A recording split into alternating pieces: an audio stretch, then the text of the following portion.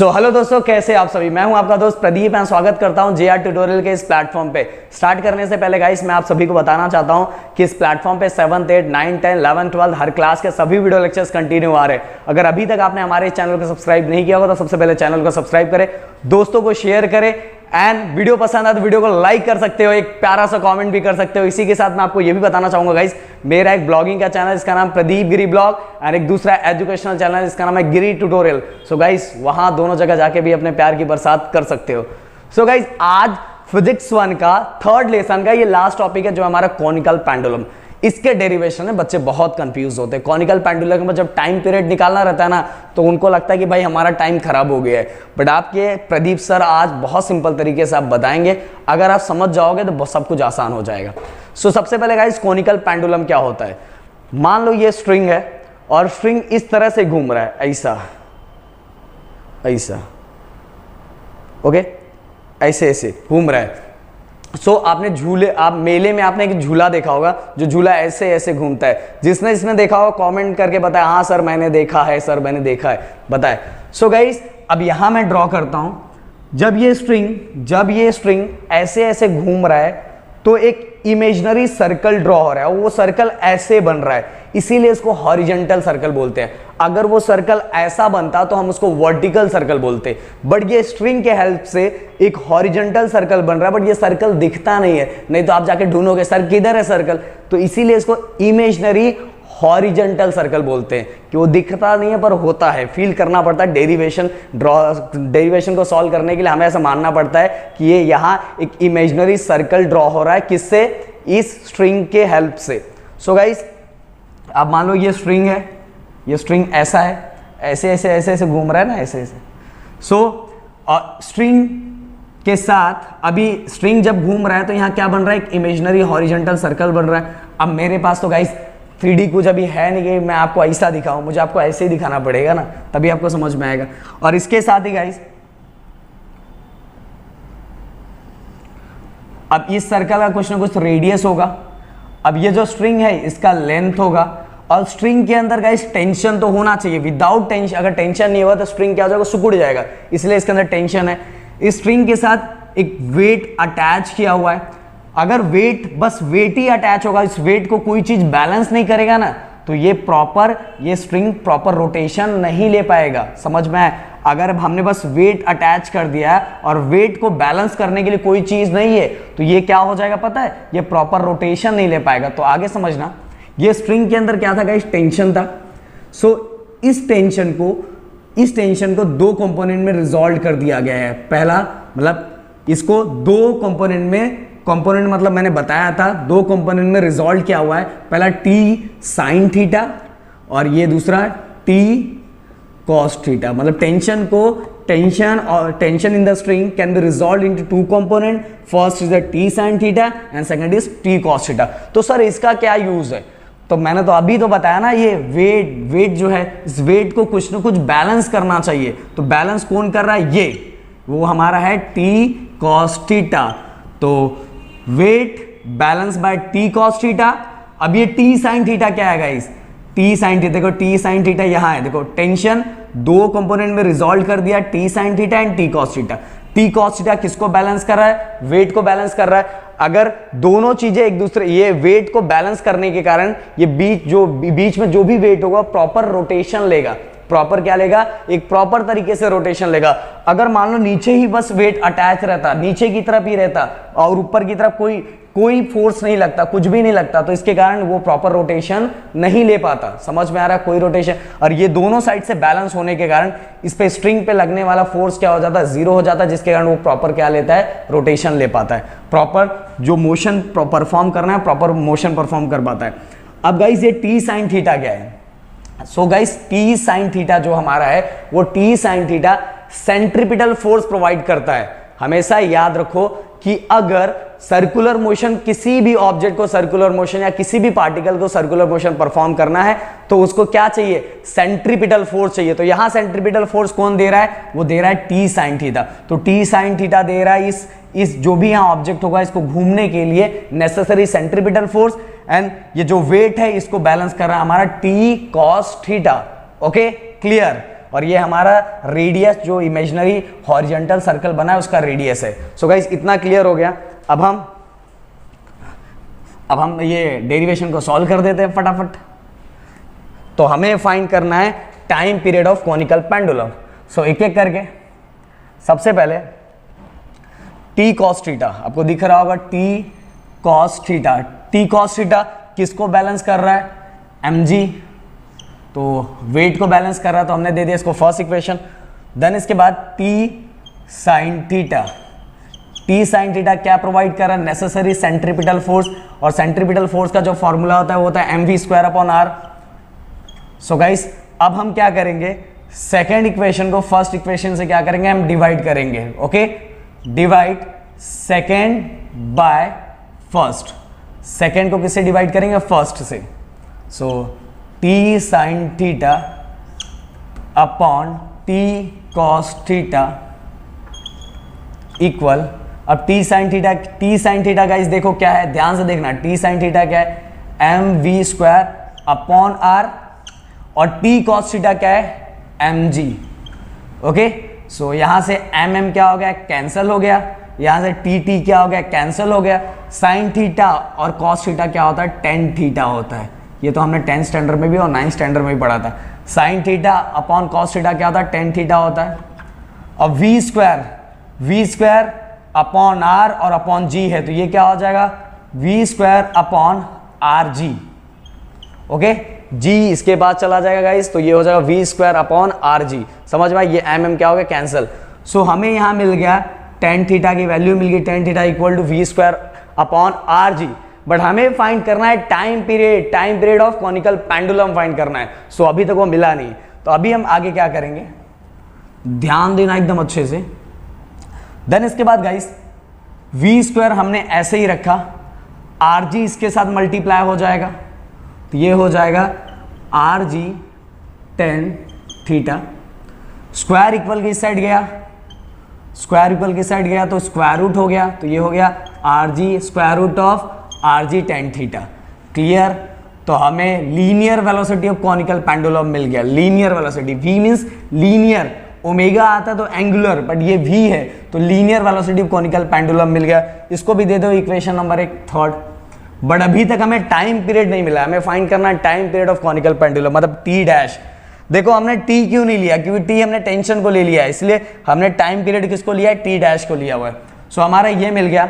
अब गाइस हम आगे करेंगे, ध्यान से, यहीं से चीजें समझने वाली है, यहीं से चीजों को समझना है। अब v इक्वल टू, मतलब हमारा जो वेलोसिटी है यहाँ, अब ऑब्जेक्ट कितना टोटल डिस्टेंस कवर कर रहा है मुझे बताओ। ये मान लो यहाँ जो भी वेट है, ये वेट है, ये ऐसे ऐसे घूम रहा है ना, सरकमफरेंस को कवर कर रहा है। किसको कवर कर रहा है? सरकमफरेंस को। तो सरकमफरेंस ऑफ अ सर्कल कितना होता है? तो यहाँ हमारा जो होता है, अब यहाँ टोटल डिस्टेंस कितना कवर करेगा? 2πr अपॉन क्या होता है? अपॉन टाइम होता है। तो टाइम को हम क्या ले लेंगे? t डैश, क्योंकि टाइम हमें क्या फाइंड करना है? हमें कॉनिकल पेंडुलम का टाइम पीरियड फाइंड करना है, इसलिए हमने t, अब t हम क्यों नहीं लिख रहे? क्योंकि हमने टेंशन को ऑलरेडी t लिया हुआ है, इसीलिए हम यहाँ क्या लेंगे? t डैश ले लो, या आपको जो लगे t a ले लो, आपको जो अच्छा लगे। तो t डैश हमने ले लिया, तो t डैश रखना है तो आप ऐसा भी रख सकते हो, t डैश ऐसे रख देते हो, ज़्यादा अच्छा लगेगा t डैश। सो गाइस जो हमारा स्पीड है, speed equal to distance upon time, speed equal to distance upon time. अब गाइस हमें ये फाइंड करना है, इसीलिए ये डिवाइड में नहीं रहेगा, ये ऊपर आ जाएगा। ये हो जाएगा हमारा t dash equal to 2πr upon speed. So guys अब देखो, ये समझा ना 2πr मैंने कहां से लिखा? 2πr मतलब सर्कल ने कितना, मतलब कि जो वेट था उसने कितना डिस्टेंस कवर किया, एक सर्कल का कवर किया, और सर्कल का सरकमफरेंस कितना होता है? ये सर्कल के सरकमफरेंस कवर किया है ना, तो सर्कल का सरकमफरेंस कितना? तो 2πr होता है। सो गाइस अब t जो था, हमें t फाइंड करना है, तो इसलिए t ऊपर चला गया और v कहां गया? नीचे। अब v की वैल्यू देखो, v की वैल्यू ऑलरेडी हमें दी, v की वैल्यू कितनी है? √rg tan theta, √rg tan theta. तो ये हो गया हमारा, ये हमें कहाँ से मिला? फ्रॉम थर्ड से मिला। क्लियर? अब गाइज इसके अंदर हम एक और चेंजेस करेंगे। अब अगर याद रखो इस r को मुझे स्क्वायर रूट में लाना है, हमेशा याद रखो जब भी अगर r है, r को मुझे स्क्वायर रूट में लेके जाना रहता है तो मुझे क्या करना पड़ता है, r स्क्वायर करना पड़ता है। r को स्क्वायर रूट के अंदर लेके जाना तो r स्क्वायर करना पड़ेगा, अगर स्क्वायर रूट से बाहर अगर ये आएगा तो क्या हो जाएगा, r हो जाएगा। फिर से अगर स्क्वायर रूट में लेके जाना है तो क्या हो जाएगा, r स्क्वायर। सो मुझे इसको भी अगर स्क्वायर रूट में लेके जाना है तो ये r है, स्क्वायर रूट में जाते ही क्या हो जाएगा, ये r स्क्वायर हो जाएगा। सो ये हो जाएगा कंप्लीट, ये r स्क्वायर और ये नीचे वाला तो ऑलरेडी स्क्वायर रूट में है तो ये हो जाएगा rg tan theta. So guys clearly समझ में आ गया होगा, इसमें मुझे नहीं लगता कुछ डाउट होगा आपको। t डैश इक्वल टू 2 पाई और इस r को भी हमने क्या किया, स्क्वायर रूट में लिया, स्क्वायर रूट में लिया, r का क्या हो गया, r स्क्वायर। r जब स्क्वायर रूट में गया, क्योंकि ये पूरा कंप्लीट हमें स्क्वायर रूट में लेना है तो ये हो जाएगा under root r square upon rg tan theta. Okay, अब ध्यान दो यहाँ से ये r स्क्वायर है तो एक r और यहाँ से एक r कैंसिल हो गया और ये क्या बचा, 2 pi under root r upon ये r तो यहाँ था, एक ही r था, कैंसिल हो गया, g tan theta. Okay, so guys अभी भी कुछ फाइंड करना बाकी है, मुझे यहाँ करना पड़ेगा। सो मैं इसको यहाँ ऐसा लिख देता हूँ,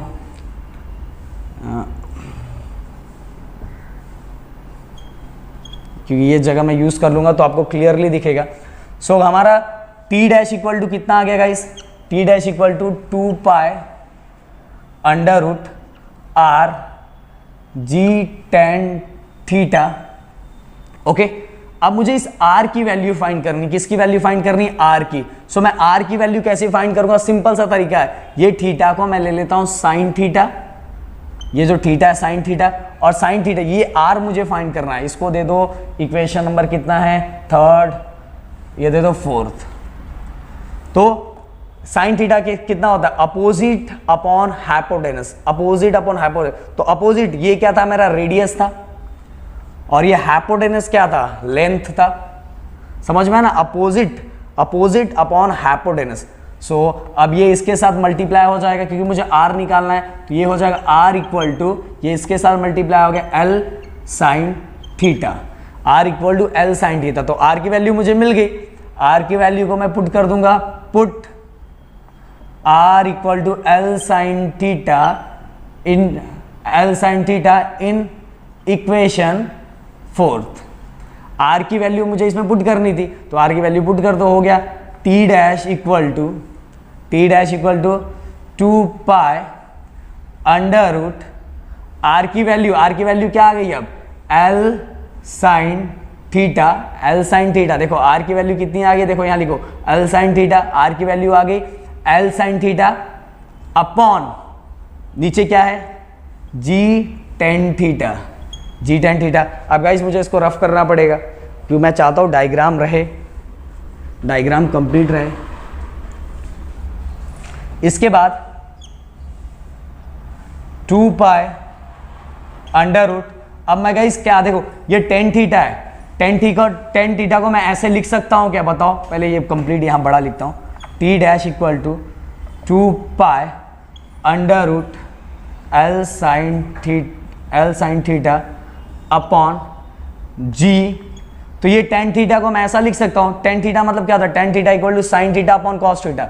tan थीटा कितना होता है, tan थीटा आपको पता है sine theta upon cos theta होता है। तो यहाँ tan थीटा डिवाइड में, इसलिए लिखते टाइम पहले मैं किसको लिखूंगा, साइन थीटा, और ये जो कॉस थीटा ये ऊपर चला जाएगा तो ये हो जाएगा कॉस थीटा, क्योंकि ये डिवाइड में इसलिए यहाँ ऐसा उल्टा हो जाएगा, साइन थीटा और कॉस थीटा ऊपर चला जाएगा तो साइन क्या होगा, कैंसिल हो जाएगा और ये हमारा आंसर आ जाएगा t dash equal to 2 pi under root l, दिख रहा है स्क्रीन पे, l cos theta upon g। So guys ये हो गया हमारा टाइम पीरियड। अब इसके बाद हम ऐसा भी कर सकते हैं, देखो एकदम सिंपल सा तरीका, सबसे पहले हमने चीज़ों को बैलेंस किया, बैलेंस करने का tan थीटा निकाला, tan थीटा के बाद हमने स्पीड इक्वल टू जो हमारा जो भी वेट ने टोटल सर्कुलर मोशन परफॉर्म किया था, सर्कुलर मोशन सरकमफरेंस का डिस्टेंस कवर किया था, तो सरकमफरेंस अपॉन टाइम मतलब क्या है, speed equal to distance upon time, speed को यहाँ हमने v लिया, बस speed equal to distance upon time. Distance कितना है 2 पाई आर और टाइम को कितना ले लिया हमने टी डैश। अब टी ऊपर चला गया, वी कहां चला गया, नीचे चला गया, बट वी की वैल्यू ऑलरेडी हमें दी थी जो under root R G tan theta था। फिर हमने आर को भी हमें स्क्वायर रूट के अंदर लेना है, तो आर को अंदर स्क्वायर रूट के अंदर लेंगे तो ये आर है, तो क्या हो जाएगा आर स्क्वायर हो जाएगा। तो इस तरह से कुछ चीजें कैंसिल हो गई। फिर इसके बाद कुछ चीजें कैंसिल होने के बाद देखो ये आर स्क्वायर आर कैंसिल हो गया और हमारे पास 2 pi under root R G R upon G tan theta. फिर इस आर की वैल्यू फाइंड की। आर की वैल्यू कहां से फाइंड की, यहां से फाइंड की। एक बार वीडियो को देखोगे पूरा क्लियरली समझ में आ जाएगा। So L cos theta upon जी। So guys L cos theta की जगह हम क्या लिख सकते हैं, डायग्राम में दिया हुआ है एच, तो हम यहाँ रिप्लेस करके हम ऐसा लिख सकते हैं T dash equal to 2 pi L cos theta की जगह हम क्या रिप्लेस कर सकते हैं, एच अपॉन जी। सो गाइस ये हो जाएगा हमारा complete time period of conical pendulum. तो इस तरह से हम कॉनिकल पेंडुलम का टाइम पीरियड फाइंड कर सकते हैं। बहुत सिंपल तरीका है गाइस, कुछ भी इतना हार्ड नहीं है। देखो सबसे पहले हमने बैलेंस किया, बैलेंस करने के बाद हमने speed equal to distance upon time लगाया। देन वो लगाने के बाद, वो यूज करने के बाद हमें मिल गया था T dash equal 2 pi under root R G tan theta. फिर इसके बाद हमने आर की वैल्यू निकालनी थी। फिर आर की वैल्यू निकालते ही कुछ चीजें क्या, जैसे हमने आर की वैल्यू निकाली, फिर टेन थीटा जो था, टेन थीटा का फॉर्मूला क्या, sign theta upon cos theta. तो कॉस थीटा ऊपर चला गया और कुछ चीजें कैंसिल हो जाने के बाद हमारे पास बचा L cos theta upon G. Okay, but L cos theta diagram में दिया हुआ, देखो एक रेशियो के हिसाब से जब थीटा फाइंड करेंगे तो आपको मिल जाएगा, बट वो चीजें आपको डायग्राम में ऑलरेडी दी है, ज्यादा उस पर डिस्कस नहीं करूंगा मैं। So L cos theta equal to क्या आ गया, एच आ गया, तो under root H upon g दिया हुआ है। तो गाइस क्लियरली मुझे लगता है आपको समझ में आ गया होगा। बहुत सिंपल सा डेरिवेशन है और एग्जाम में ये आने के चांसेस पूरे हैं। सो वीडियो पसंद आए तो वीडियो को लाइक कर सकते हैं, चैनल को सब्सक्राइब कर सकते हैं और दोस्तों को जरूर शेयर करो। Thank you so much guys.